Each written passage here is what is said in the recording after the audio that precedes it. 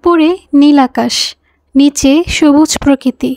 এ যেন বিধাতার এক অপূর্ব সৃষ্টি। Hello everyone, welcome to Norin Ratul's diary.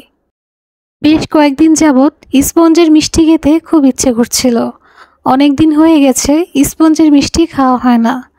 Munshiganj সদর থেকে একটু দূরে আলদিবাজার, সিরাজদি খান এইসব জায়গায় স্পঞ্জের মিষ্টি পাওয়া যায়। তাই আজকে দেরি না করে চলে যাচ্ছি আলদিবাজারে। রামপালের পর থেকেই সুন্দর এরকম রাস্তার দেখা পাওয়া যায়। চারদিকে শুধু সবুজ আর সবুজ, কোলাহল শূন্য। চলে এসেছি আলদিবাজারে।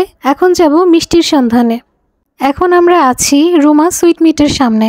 এটা তাদের মিষ্টির মূল্য তালিকা। চলুন এক নজর মিষ্টিগুলো দেখে নিই।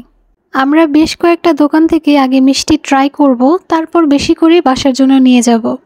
মিষ্টি পার পিস কোথাও 20 টাকা, আবার কোথাও 30 টাকা ছিল। কাপ দই 40 টাকা। আমাদের কাঙ্ক্ষিত স্পঞ্জের মিষ্টি। বেশ কয়েক জায়গায় স্পঞ্জের মিষ্টি এবং কাপ দই ট্রাই করেছি, তবে দামে এবং স্বাদে কিছুটা পার্থক্য আছে। খাওয়া দাওয়া এবং ঘোরাঘুরি করে অনেক রাত হয়ে গেছে। বেশ কয়েক দোকান যাচাই করার পরে অমিত সুইট মিট থেকে আমরা 1 কেজি পরিমাণের স্পঞ্জের মিষ্টি নিয়েছিলাম। 1 কেজির দাম নিয়েছিল 400 টাকা।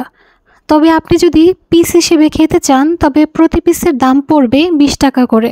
এই দোকানের মিষ্টিটা একটু সফট এবং মজা ছিল। আলদিবাজার ছাড়াও মুন্সিগঞ্জের সিরাজদি খান, ইছাপুরা এবং লৌহজংয়ের নাগেরহাটে আপনারা স্পঞ্জের মিষ্টি পেয়ে যাবেন। খাওয়া দাওয়া তো চলতেই থাকবে।